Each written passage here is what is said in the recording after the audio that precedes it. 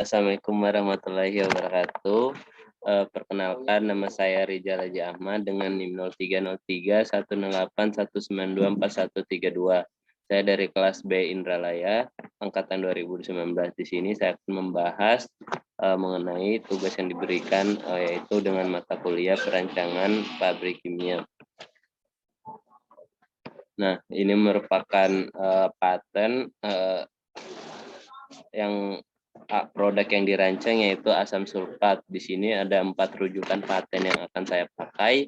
Yang pertama yaitu proses for production of sulfuric acid itu 2020.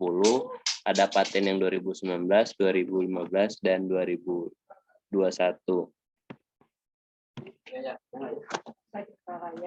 Abstrak, sebuah pabrik proses untuk produksi asam sulfat dari gas proses yang terdiri dari SO2, termasuk saluran masuk gas proses, konvektor SO2 pertama yang memiliki saluran masuk dan saluran keluar. Nah, untuk kondenser pertama yang memiliki saluran masuk gas, saluran keluar gas, dan saluran keluar cairan. Alat pencampur gas yang memiliki saluran masuk pertama, saluran masuk kedua, dan outlet. Pemanas gas proses yang memiliki inlet dan outlet. Konverter SO2 kedua memiliki saluran masuk dan saluran keluar. Kondensor kedua yang memiliki saluran masuk gas. Saluran keluar gas dan saluran keluar cairan. Satu atau lebih sarana untuk pendinginan dan penyimpanan asam sulfat dan saluran keluar gas proses yang dimurnikan. Nah, ini merupakan bentuk blok diagram, teman-teman bisa lihat. Nah, untuk prosesnya sendiri yaitu pembuatan asam sulfat disesuai dengan penjelasan yang disebutkan pada paten tersebut. Secara umum terdiri dari tahap preparasi, tahap sintesis, dan serta tahap separasi. Nah, untuk tahap preparasi sendiri yaitu feed berupa elemen sulfur dan oksigen sebagai pengoksida yang diumpankan ke combustion chamber untuk menghasilkan gas SO2 dengan suhu yang dipakai itu mencapai 800 sampai 1200 derajat Celcius. Nah, kemudian dilewatkan melalui cooler untuk mendinginkan gas SO2 menjadi 340 sampai 420 derajat Celcius sebelum dimasukkan ke dalam reaktor. Nah, untuk tahap yang kedua yaitu tahap sintesis, di mana gas SO2 ini telah didinginkan, masuk dan ke dalam reaktor berupa katalik reaktor dengan tipe Fixed bed reaktor.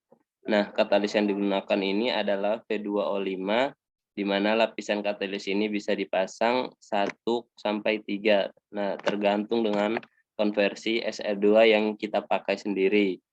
Nah, di antara lapisan katalis ini terdapat introbed cooler untuk memanfaatkan panas dari reaksi, di mana dapat mengubah air menjadi high pressure saturate stream, di mana reaksi SO2 menjadi SO3 merupakan reaksi eksotermal. Nah, ini merupakan reaksi yang terjadi pada tahap sintesis, yaitu 2SO2 berfasa gas plus O2 berfasa gas menghasilkan 2SO2 gas.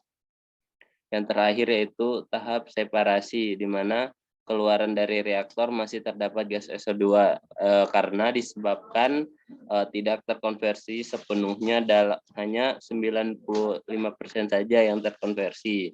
Nah, kemudian gas tersebut dialirkan, di mana dapat menghasilkan asam sulfat dengan bantuan udara yang dipakai yaitu 25 sampai 50 derajat Celcius. Nah, selanjutnya itu asam sulfat, aerosol, dan SO2 ini kemudian dilewatkan ke reheater untuk menguapkan aerosolnya sendiri, teman-teman. Lalu dimasukkan ke katalik reaktor kedua yang lebih sederhana untuk mengubah SO2 menjadi SO3 keluaran dari reaktor yang didinginkan terlebih dahulu. Kemudian dimasukkan ke dalam kondensor kedua untuk mengubah SO2 menjadi asam sulfat. Nah, reaksi yang terjadi di tahap separasi ini yaitu SO3 gas plus H2O menghasilkan H2SO4. itu merupakan deskripsi yang terjadi pada flow diagram atau block diagram pada paparan yang dilihat.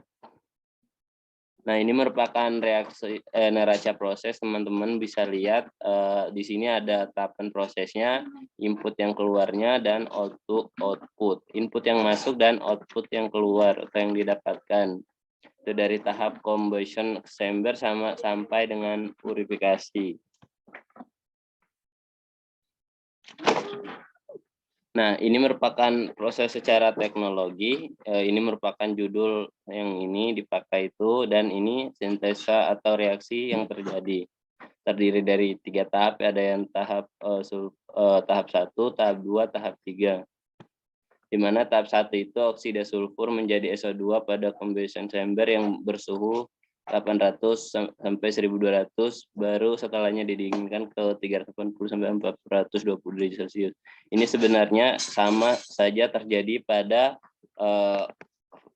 blok diagram yang sudah dijelaskan sebelumnya.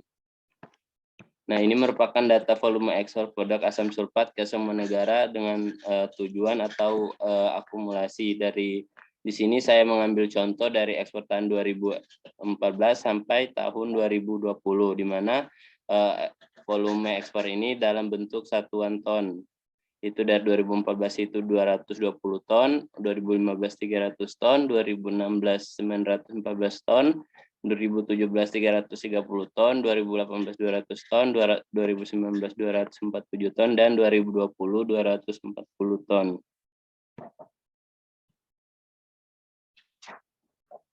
Nah, ini merupakan grafik dari data ekspor yang sebelumnya sudah dijelaskan, di mana pada tahun 2000 pada angka yang ketiga ini merupakan meningkatnya data ekspor sendiri.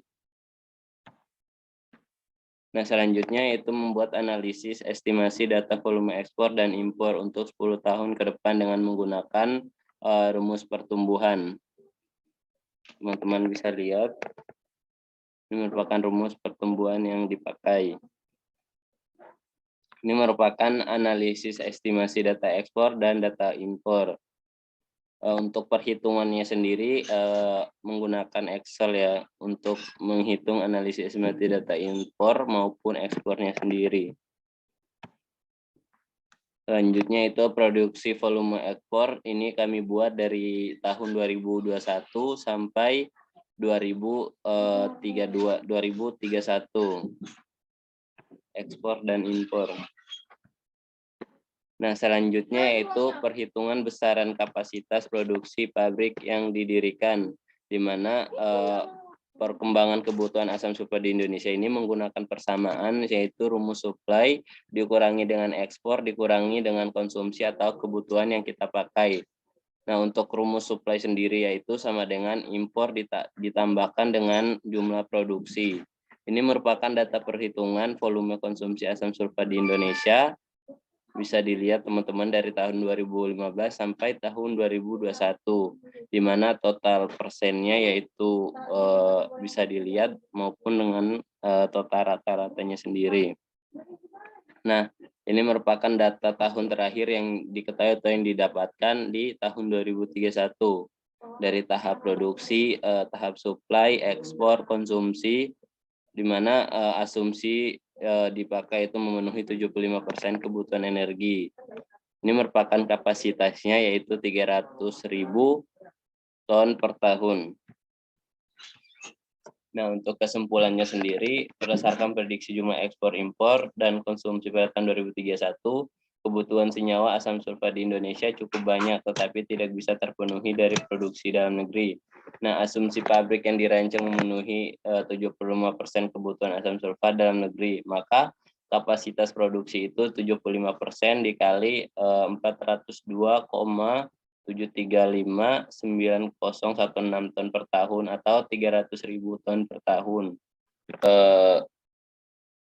Untuk kesimpulan yang kedua, angka kapasitas produksi 300.000 ton per tahun dinilai dapat mencukupi kebutuhan keseluruhan, di mana menekan jumlah impor dan menaikkan jumlah ekspor asam sulfat, sehingga dapat membantu pertumbuhan ekonomi.